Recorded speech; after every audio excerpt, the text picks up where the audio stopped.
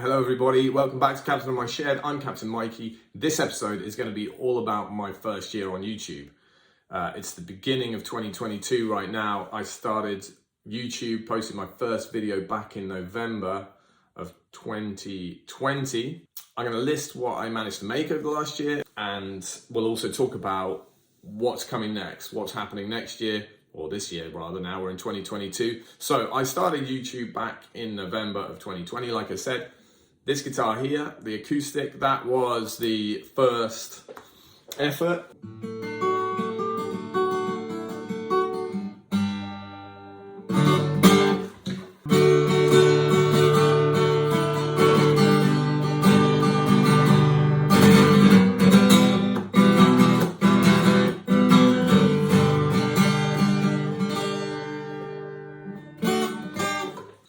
So yeah, I built that just before I started the channel. Quite a few people spoke to me after I'd made that, and they saw it and listened to it, and they said, "Wow, you should start a YouTube channel.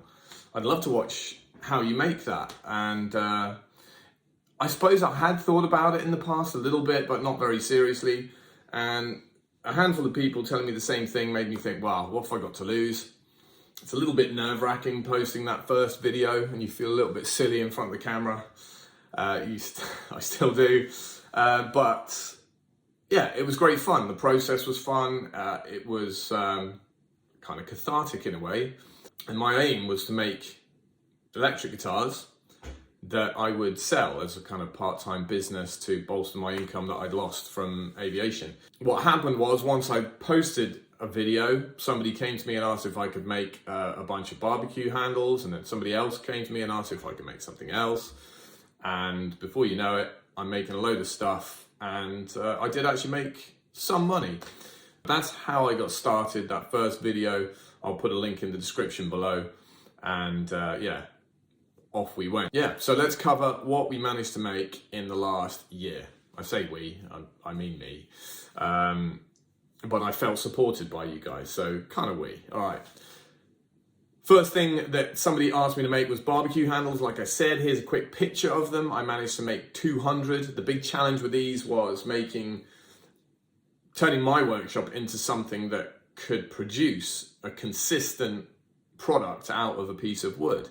If you ever worked with wood, you'll know that it moves, and it can be moist and too dry, and it can crack and all this kind of stuff. And actually getting sort of quite high tolerances on it, which is what this barbecue handle project required, and doing that time and time again so you could make as many as you could possibly make.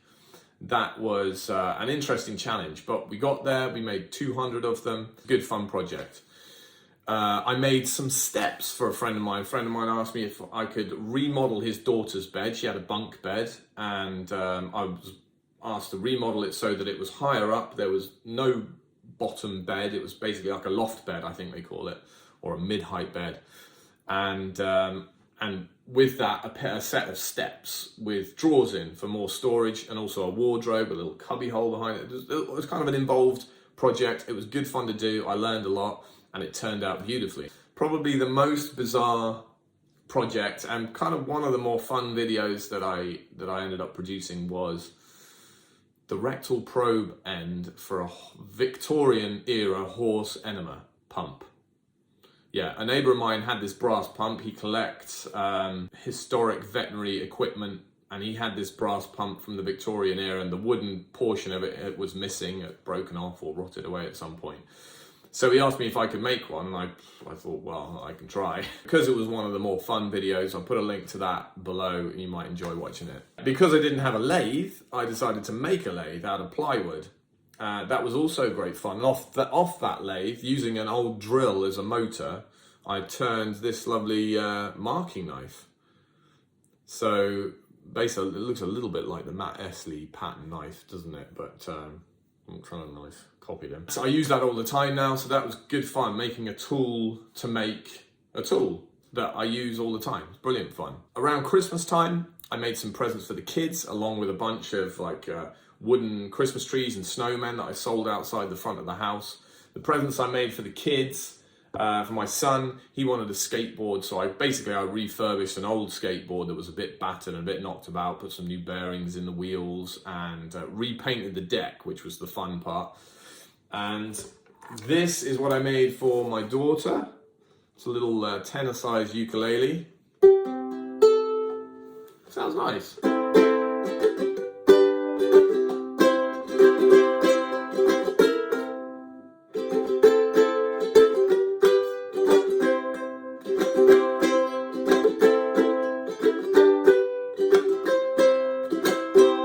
That was great fun to make. A lovely build using some scrap wood again that I had from my neighbour, some mahogany for the neck. I think I did actually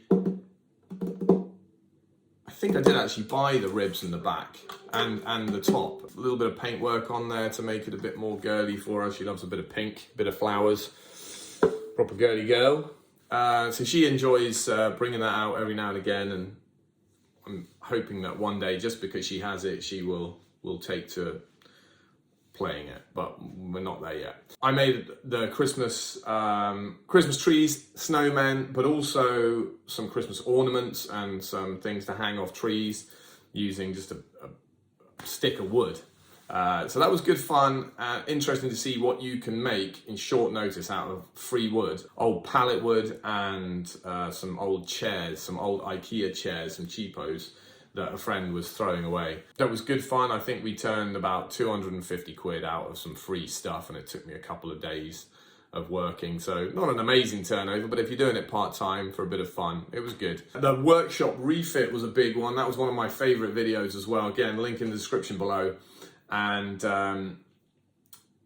yeah, basically I had to turn my workshop from something that was a complete pigsty that I could work in, but it wasn't very efficient, into something that worked well for me. And I have to say, I loved it. The French cleat system, recommend to anyone doing a workshop or a craft room or anything like that. Anything that you want to put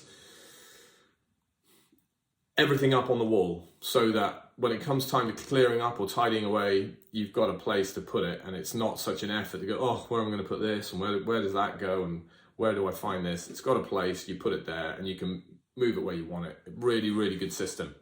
The electric guitar.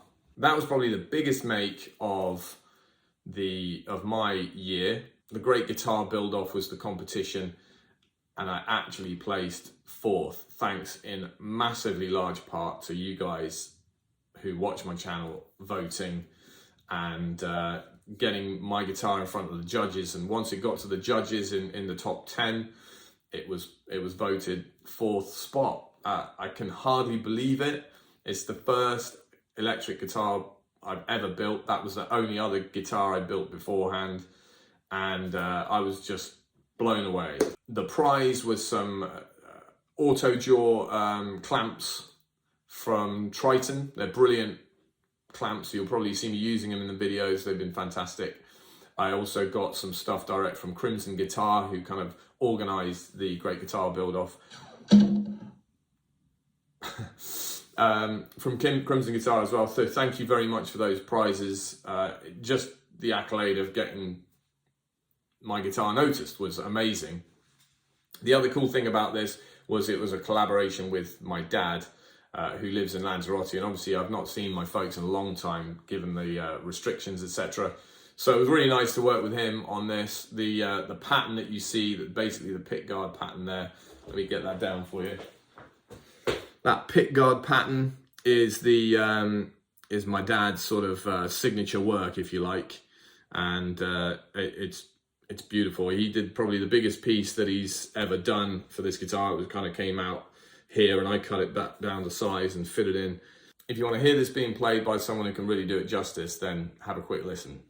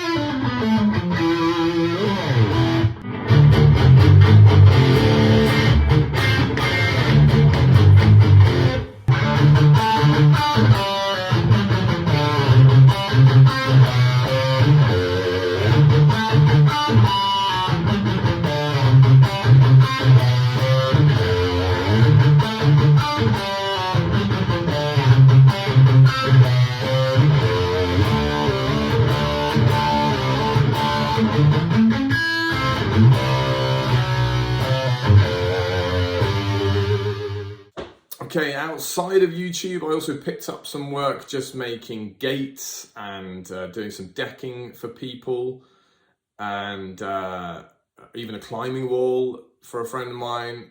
And that all came together really well. Again, a bit of a steep learning curve for me, but I managed to, I think I managed to get them. The gates are still standing as far as I know, and the decking is still flat. So they were good fun projects actually, and obviously it was work for me at that time. So hugely appreciative to the people that have come to me and asked me to make something for them, and employed me for, you know, a chunk of time. I've really appreciated, and it's really helped me out this last year. I also was asked to make a box, which I made a video of, to display a load of glasses in an optician's, and that same optician's asked me to make a big display unit, about 2.5 meter long display unit. That was a really good fun project, a little bit different. Again, I utilized the French cleats, so check them out in these pictures. You can see really versatile, and I think it looks lovely in the shop window. I think the client's happy too. So that was an interesting one. Again, fitting those glass sliding doors in the front with the lighting and the glass shelves. Again, another challenge, another skill set learned to a degree anyway. Awesome. And then the last video, or one of the last videos I produced, was the huge ash tabletop, which is still here in my house on top of my table. It will be coming up hopefully this month. I'll finish this table and it should be a thing of beauty, with some really nice joinery, hand cut, and yeah, watch this space. Yeah, finally, I had to make some Christmas presents this year, because if you're a woodworker, that's what you do. So a friend of mine who myself and 2 other guys do like a Secret Santa, which has just turned into a rotation of us making presents for each other. The idea is we donate £5 to the gift, and the rest of it has to be handmade. So I made a friend a box out of some scrap plywood that I had, and also for my wife. She gets a nice Christmas present too. So I spent a bit of time making this patterned plywood. Well, it's not just a lid. There's the rest of the box. And it is designed for her diffuser and essential oils. They all fit in there nicely. Pretty much everything you build, including that great big cabinet, for example, that I did for the opticians, it's a box. And if you can make a good box, it'll give you a skill set that you'll be able to apply to loads of different projects. As for this plywood pattern, if you are into your woodwork and you're woodworking YouTubers, then Michael Alm is the guy that inspired that. So thank you very much to him. And if you've not seen his channel yet, check it out. He does loads of really cool stuff with plywood and other things. But yeah, he was the inspiration for that. So thanks very much. Sorry to interrupt everyone. Whilst I was editing, I noticed a couple of builds that I'd forgotten to put in the list. And one of the really important ones was my workbench. I enjoyed it so much because it had to tick so many boxes, and it just came together really well. It had to be really solid, heavy, decent workbench that I could upgrade with dog holes and clamps and bices if I wanted to. It had to be cheap and quick to build, and it also had to look beautiful and last as long as I needed to last, which is my lifetime really. So I managed to do all of that.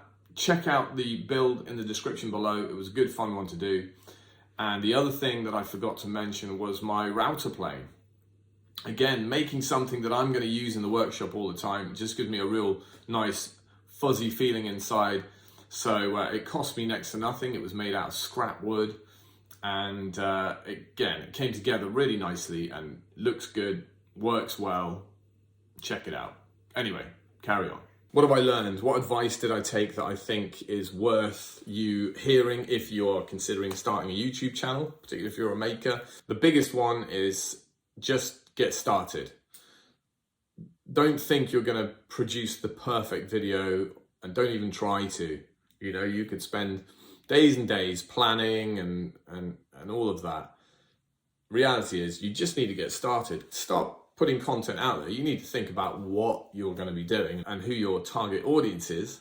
But once you've got that figured out, start making stuff and get get filming, film on your iPhone, that's all I do, shocker, and edit on a free bit of software. There's plenty of free software. Most of my videos are edited on iMovie, and just get going for free. Just start.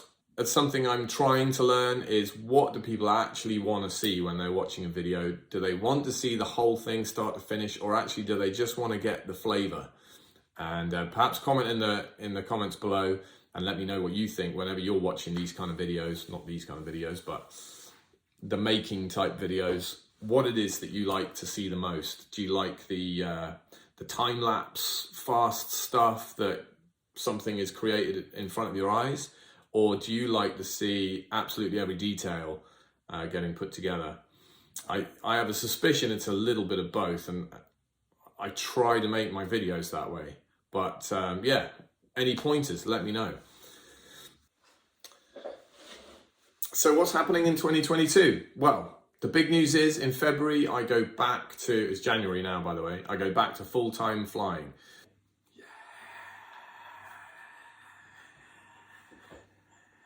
So a lot of the free time that I've got now to make wooden stuff, film it and make videos of it, that's gone. So I'm going to have to approach YouTube in a bit of a different way, because I still want to keep it going. I'll still be making projects like guitars and furniture and that kind of thing. So while the glue dries will be a little vlog series, there might be some aviation stuff included in that, because there's definitely a crossover between some of the aviation training, not the actual flying, but the mindset side of training that has huge crossovers in all kinds of areas of life. And I think I can certainly bring it into the workshop. Safety, for example, being one of those areas. You saw it on the guitar. I started, I had that brand Skipper Stringcraft, and that is the logo for Skipper Stringcraft for any stringed instruments, and Stripper, completely different business idea. Skipper Woodcraft, that will be for any furniture, boxes. Something that I'm most excited about is that I've started planning and designing a new workshop, but it would be about 6.5, just under 6.5 meters by 4.5 meters. A nice size workshop, still stick frame, built by myself. But yeah, I've got lots of plans for the inside. I'll plan out the space properly. Another thing I really hope happens this year, and I can't see why it wouldn't, is Great Guitar Build-Off 2022. I hope that goes ahead. If anybody knows, by the way, I'd love to hear, because I keep checking the website. I haven't seen any update yet. I'd love to be a part of that again. I thought it was great. And if it does go ahead this year, my plan will be to make a set of videos that people can really learn from, building with materials that are super affordable and tools that are not too advanced. And I'll try and show you how I would go about making my first, if it were my first ever, how would I do that? How can I make it simple so I can just pick up the principles, but make it nice and easy without all the complexity that goes into something like that? Because I've got some great ideas for that. That's it from me for now. I'm sorry I don't have anything to show you being built right now, but there's plenty of links in the description below with some of the builds that I've enjoyed the most.